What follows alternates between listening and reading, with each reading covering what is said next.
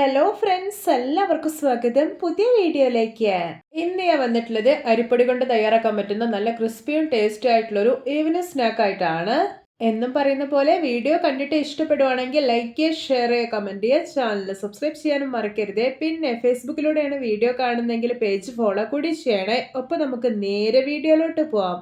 ഞാൻ ഇവിടെ ഒരു കടായി അടുപ്പത്ത് വെച്ചിട്ടുണ്ട്. ഇതിലോട്ട് 2 ടേബിൾ സ്പൂൺ ഓയിൽ ഒഴിച്ചു കൊടുക്കാം.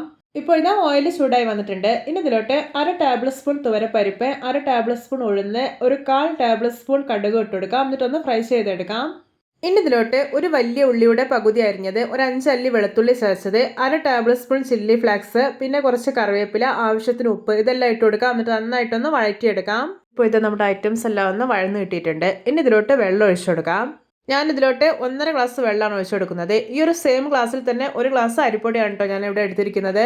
ഇതിലോട്ട് ഒരു 1/4 ടേബിൾ സ്പൂൺ മഞ്ഞൾപ്പൊടിയും 1/2 ടേബിൾ സ്പൂൺ മുളക് പൊടി കൂടെ ഇട്ട് കൊടുക്കുന്നുണ്ട്. എന്നിട്ടൊന്ന് ഇളക്കി കൊടുക്കുകയാണ്. ഇത് നന്നായിട്ടൊന്ന് തിളച്ച് വരട്ടെ.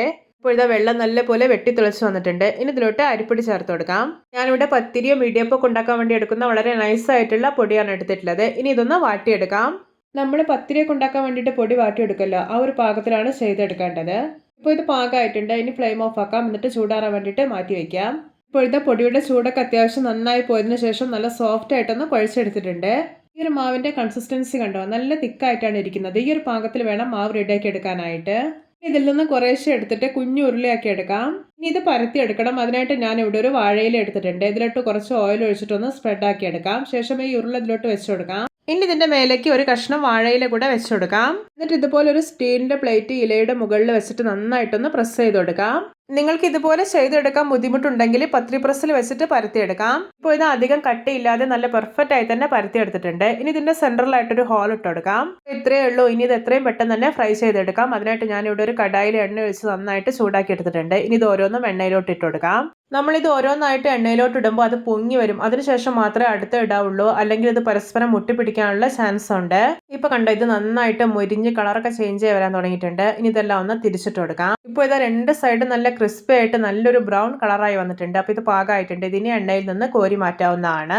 ഇത് നമ്മുടെ രുചികരമായിട്ടുള്ള മസാല തട്ട റെഡി. നോക്കിയേ, കാണുമ്പോൾ തന്നെ കൊതി വരുന്നില്ലേ?